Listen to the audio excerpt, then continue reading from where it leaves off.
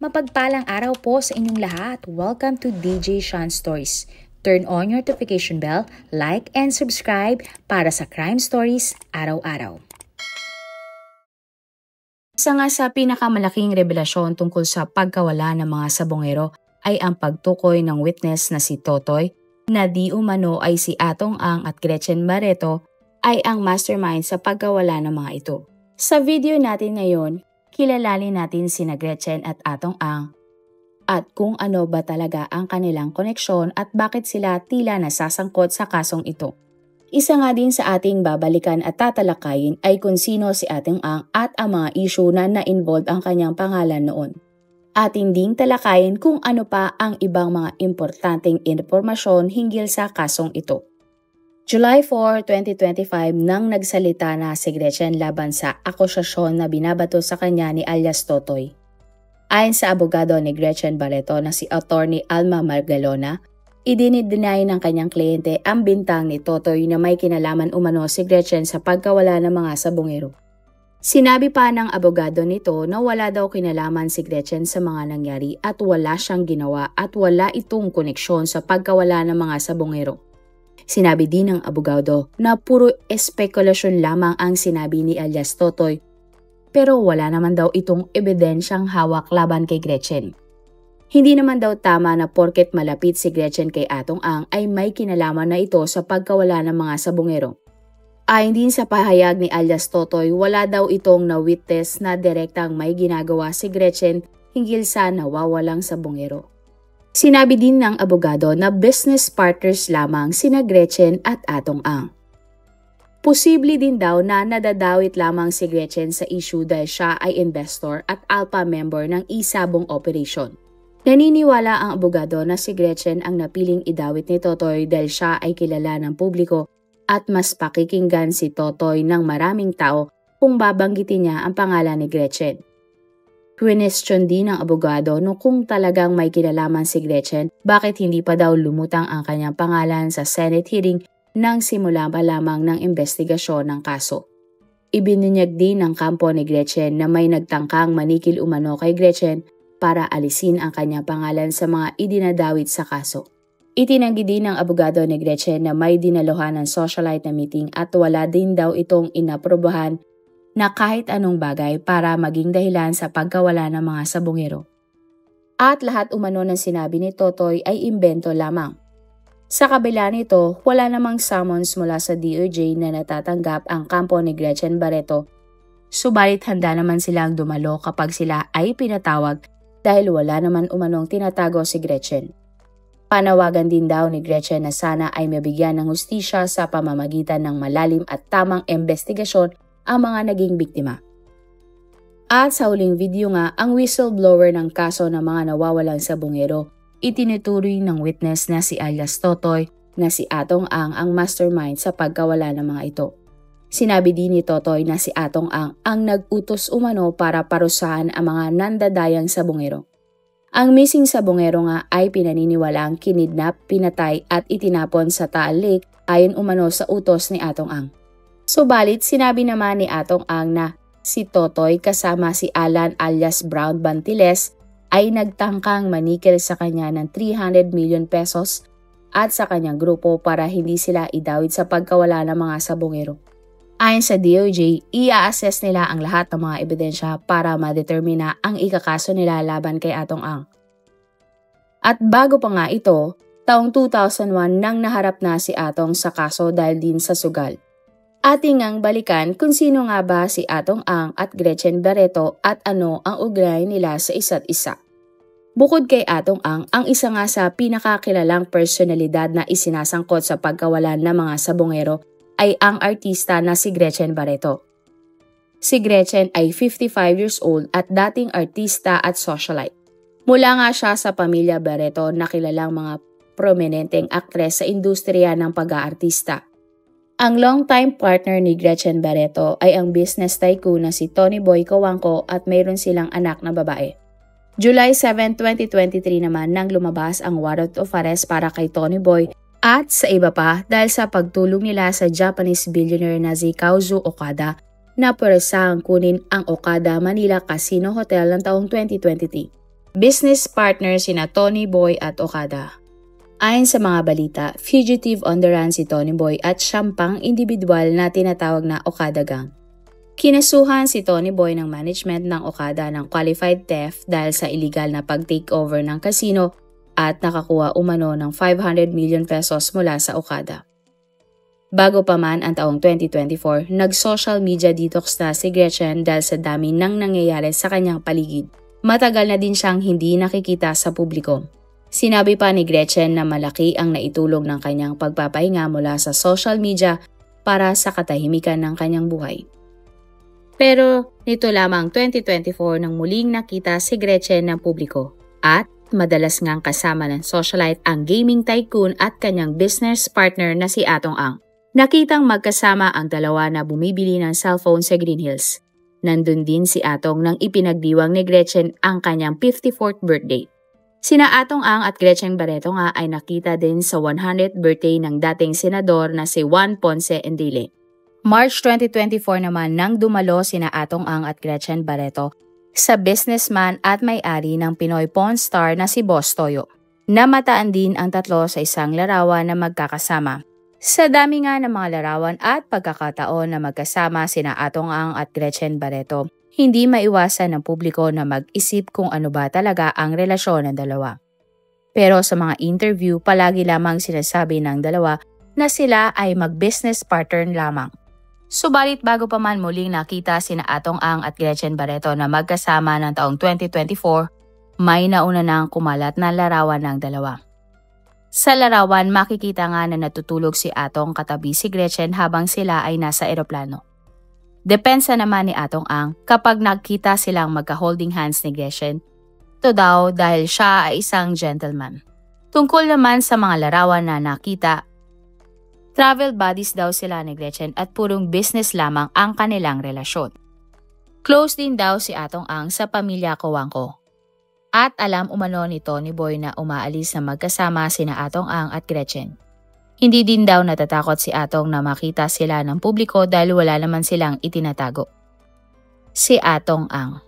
Si Atong Ang nga ay pinaniniwalaang nasangkot sa napakaraming issue sa ating bansa. Mula sa pagpapatalsik kay dating Pangulong Joseph Estrada ng taong 2001 hanggang sa away na magkapatid na Barreto na nangyari ng taong 2019, muli na naman siyang naharap sa isang kontrobersya na nagsimula ng taong 2021. At ito nga ay ang kaso ng mga nawawalang sabongero. Si Atong Ang ay naging kaibigan ng dating presidente na si Joseph Estrada. Taong 1998 nang unang nagkitang magkasama sina Atong at dating Pangulong Joseph Estrada sa Casino Pilipino. Noong naging presidente na si dating Pangulong Estrada, naging consultant si Atong Ang sa PAGCOR. At bilang consultant, nagpa siya nga si Atong Ang na igawad ang prangkisa ng Bingo Two-Way Ball sa representative na si Eric Singson. Siya ay pinsan at matagal na ang kaaway ni Luis Chavit Singson na siyang gobernador noon sa Ilocos Sur. Kalaunan, may isinawalat nga si Chavit Singson na siyang humantong sa impeachment ng dating Pangulong Estrada. Ayon kay Chavit, si dating Pangulong Estrada ay tumatanggap ng milyong-milyong kickback mula sa iligal na sugal. Sinabi pa ni Chavit na si Atong Ang at dating Pangulong Estrada ay nagbulsa umano ng 130 million pesos mula sa tobacco exercise tax. Ang lahat nga ay nagresulta ng pagkaso ng plunder kay dating Pangulong Estrada bilang presidente. At halos umabot nga ng 4.1 billion pesos ang plunder case laban sa dating presidente noon na si Joseph Estrada at sa co-accused sa kaso na si Atong Ang. At nang araw nga na na-impeach si dating Pangulong Estrada, lumipad naman papuntang Amerika si Atong Ang.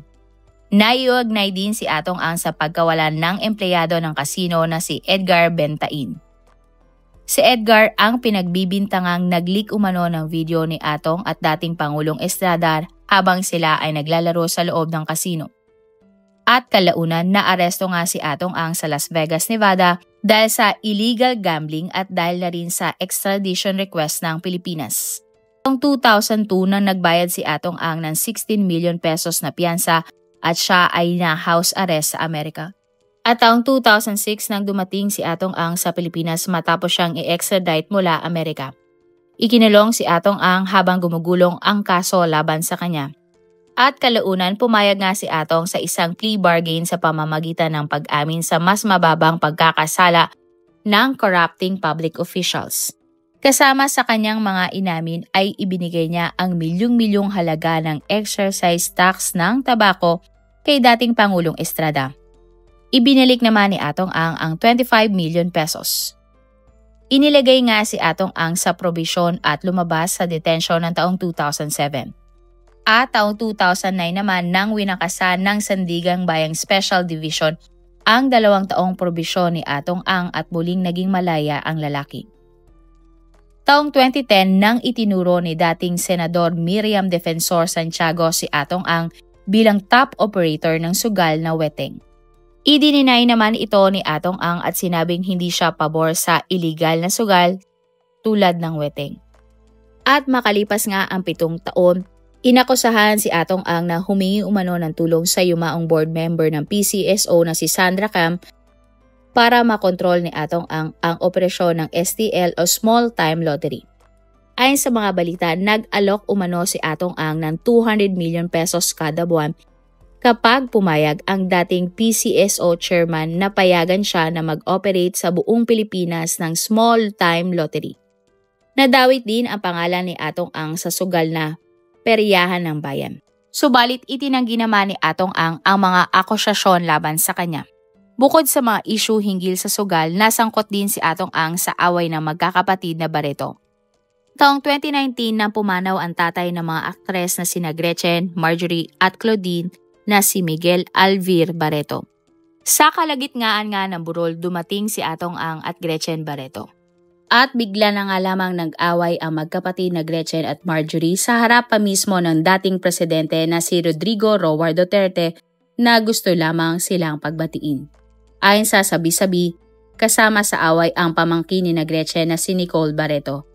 Nang araw din na ito, lumabas nga ang issue na inagaw umano ni Gretchen Barreto si Atong Ang sa girlfriend nito na si Nicole Barreto, anak ng kapatid ni Gretchen. Subalit, giit ni Gretchen, si Nicole ang nang-agaw kay Atong Ang sa tiyahin niya na si Claudine Barreto. At dahil nga dito, naging headline si Atong Ang.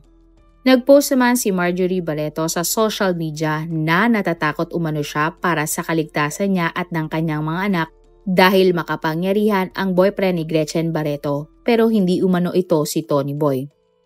At ang kanyang tinutukoy ay si Atong Ang.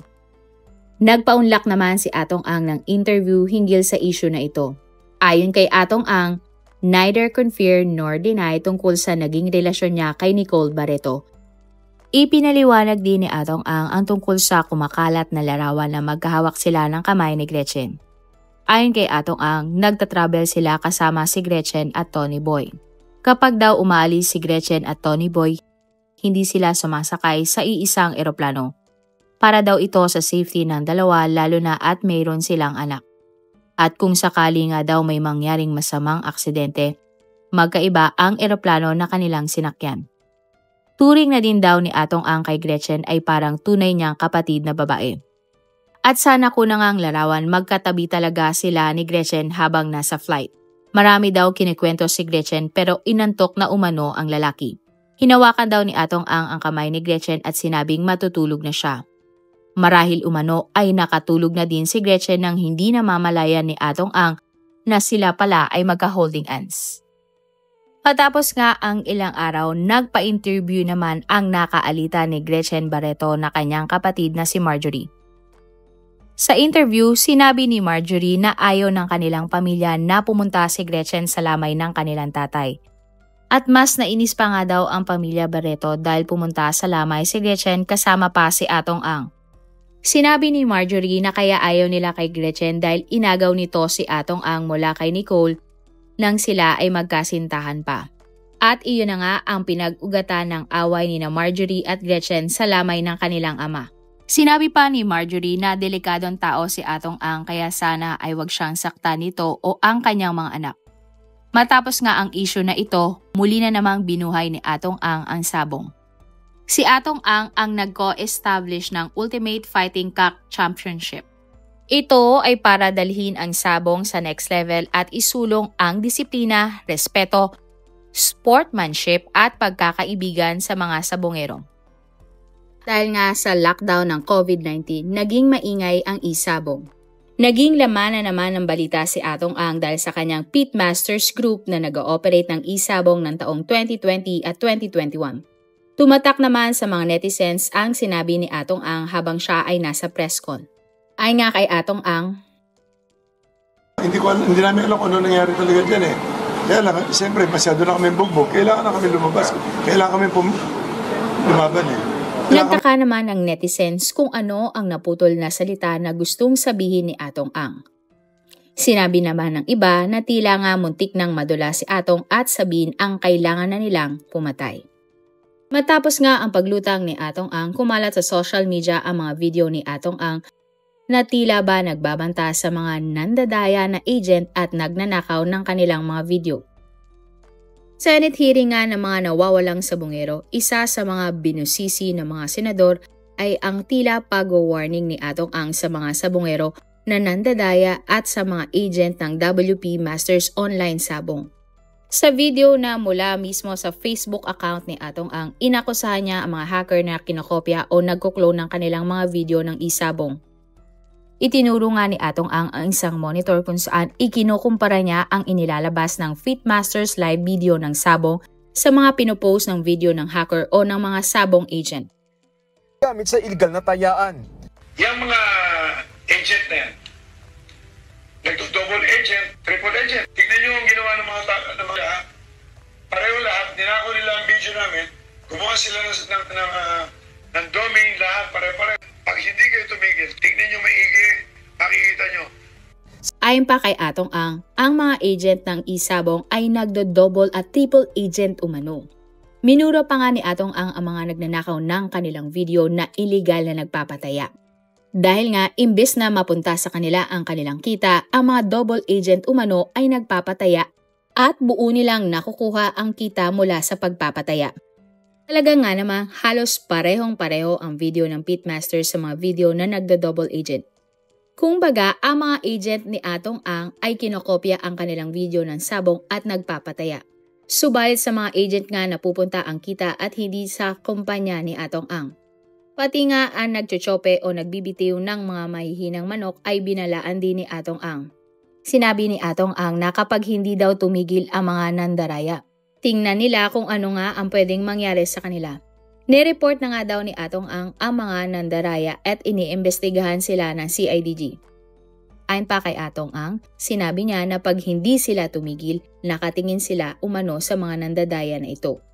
Sinabi din ni Atong Ang na wag na daw pumasok pa ang mga nangyoyope sa kanilang teritoryo na pumupusta sa kalaban na manok dahil alam na daw ng mga ito ang mangyayari sa kanila.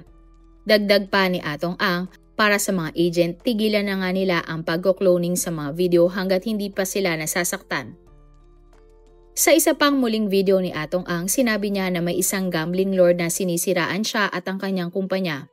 Sinabi niya na puro illegal daw ang negosyo ng nasabing gambling lord. Kailan daw ba titigil ang nasabing lalaki sa pag-ooperate ng mga sugal? Marami pa nga mga binitiwang salita si Atong Ang laban sa gambling lord na ito. Pinuna rin ni Atong Ang sa video ang mga politiko na tinitira ang kanyang negosyong sugal. Iginit nga niya na ang kanyang kumpanya ay tumutulong sa mga may sakit kaya meron silang na magandang hangarin. Marami na nga daw natulungan ang Pitmaster Foundation na itinayo ni Atong Ang at ng kanyang grupo. Naikwento din niya na ang kanilang kumpanya ay nagpapakain at binibigyan ng tulugan ang mga taong nangangailangan. At palagi daw nasa isip ni Atong Ang tumulong sa ibang tao, hindi katulad ng kanyang kalaban na puro paninira lamang ang alam. At sa pinakahuling balita nga sa interview ni Totoy sa media, naikwento niya kung paano nga ba pinapatay ang mga nawawalang sabongero. Matatandaan na siya ay dating security at farm manager sa sabungan na pagmamay-ari nga ni Atong Ang.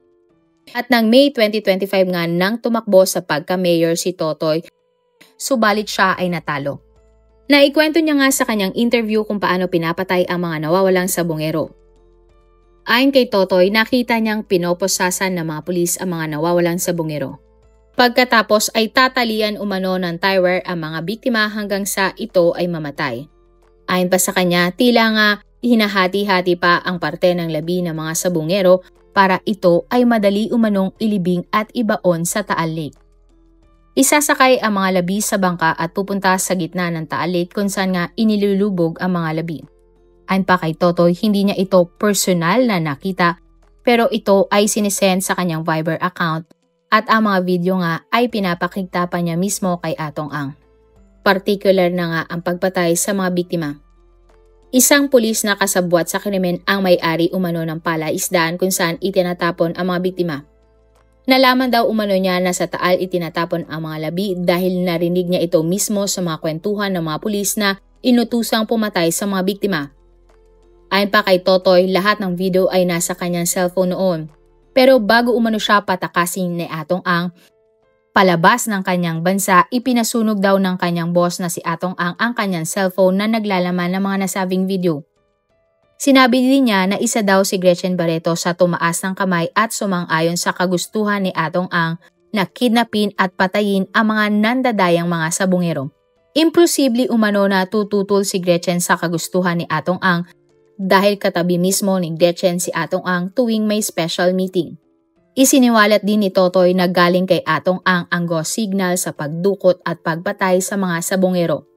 Alam daw ito lahat ni Totoy dahil siya mismo ang kumausap sa mga pulis na gagawa sa lahat ng utos ni Atong Ang. Nabanggit din ni Totoy na kada utos ay binabayaran sila ni Atong Ang. Ibinibigay naman ni Totoy sa mga pulis ang petty cash voucher na kanyang naitago. Iyon daw ang patunay na nagbabayad si Atong Ang sa mga pulis sa mga pumapatay sa mga nawawalang sabungero. Sa isang petty cash voucher, may 200,000 pesos ang nakalagay na halaga at nakapangalan sa isang police colonel. 2 million pesos naman ang para sa isang lieutenant colonel. At mahigit 2.6 million pesos para sa isang unit ng PNP na siyang trumabaho sa mga nawawalang sabungero. At mayroon ding 2.6 million pesos ang nakapangalan na Intel February 2021. Sinabi ni Totoy na monthly nakakatanggap ang isang colonel ng 2 million pesos mula kay Atong Ang. Ang kapalit umano ng 2 million ay proteksyon na binibigay ng colonel sa pagpatay ng mga pulis sa sabungero. Sinabi ni Totoy na paninindigan niya ang lahat ng kanyang mga sinabi hanggang sa korte. Lumabas na din sa mga balita na inilagay na sa restricted duty ang 15 pulis na isinasangkot sa pagkawala ng mga sabungero. Maging ang si Totoy na whistleblower ng kaso ay nasa kustodiya na ng mga pulis para sa kaligtasan ni Totoy. Sinabi naman ni DOJ Remulla na may mga witness na silang magtuturo kung saan inihulog ang mga nawawalang sabungero sa Taal Lake. Humingi na din ang DOJ ng tulong sa gobyerno ng Japan para sa technology na kakailanganin upang matukoy ang huling hantungan ng mga sabungero. Hindi naman nagulat ang mga pamilya ng mga biktima nang lumabas na may kinalaman umano sa pagkawala ng mga sabungero sina Atong Ang at Gretchen. Lalo na at sa Manila Arena na hawak ni Atong Ang na wala ang 6 na mga sabungero. Noon pa man daw ay naririnig na nila ang pangalan ni Atong at Gretchen na responsable sa pagkawala ng mga sabungero. Nang araw nga na ito, nagsalita na din ang isa pang kinasuhan ni Atong Ang na si Alian Bantiles o alias Brown. Ayon kay Brown, sasampahan niya din ng kaso si Atong Ang para sa pagdawit ng gaming tycoon sa kanyang pangalan. Pinabulaanan din ni Brown ang akusasyon ni Atong Ang sa kanya na plinano niya at ni Totoy na patayin ang negosyante. Wala din daw katotohanan na nag-extort siya at si Totoy ng 300 million pesos kay Atong Ang. Hindi nga daw alam ni Brown bakit siya idinadawit ni Atong Ang sa kaso na ito. Wala daw siyang kinalaban sa mga missing sabungero. Nilinaw din ni Brown na walang kinalaman ang senador at PCO official na kasama niya sa larawan sa mga kasong ibinibintang sa kanya ni Atong Ang. July 7, 2025 nang sinabi nga ng Department of Science and Technology na maaari pang ma-recover ang mga buto ng mga nawawalang biktima. Maaari din daw na hindi pa naagnas ang mga labi depende sa lokasyon na ito. At kung nasa malalim na parte ng lawa ang mga labi, ma-preserve pa ito dahil wala ng oxygen doon. Pero kung nasa mababaw daw ng parte ito, mabilis na ma-decompose ito at maaring buto na lamang ang ma-recover. Handa nga ang DOST na makipagtulungan sa DOJ sa pagkuha ng mga labi ng mga sabungero. Para naman mapabilis ang paghahanap, kailangan daw ng gumamit ng underwater camera kaysa sa mag-dive pa sa Taal Lake ang mga divers. Sa press briefing naman ni Philippine National Police Chief na si General Nicolas Torre III, sinabi nito na hindi lang daw sa Taal Lake itinapon ang mga labi ng mga nawawalang sabongero. Iginiit ni General Torre na hindi lang daw limitado sa lawa ng Taal ang impormasyong hawak nila tungkol sa mga pinagtapunan ng mga labi ng mga nawawalang sabongero at iba pang mga drug lords. Sinabi din niya na sisimulan na ngayong linggo ang paghahanap sa labi ng mga nawawalang sabongero. Patuloy pa din ang takbo ng kaso ng mga nawawalang sabongero. Pero ang hilingan ng madami ay sana makuha ng pamilya ng mga nawawalang sabongero ang hustisya na nararapat para sa kanilang kaanak. Marami pong salamat sa inyong panonood. Meron ba kayong mga kwento na gusto nyong i-share sa ating mga manonood? O kung may personal po kayong kwento na gusto nyong i-feature sa ating channel, i-comment down below nyo lang ang inyong mga suggestions. Para naman po sa dagdag kalaman, i-subscribe nyo din po at i-follow ang ating iba pang YouTube channel katulad ng Tagalog Facts and Mysteries by DJ Sean at Manila Boy Wonder Philippines. Marami pong salamat sa pagsuporta nyo sa aming mga channel. God bless everyone!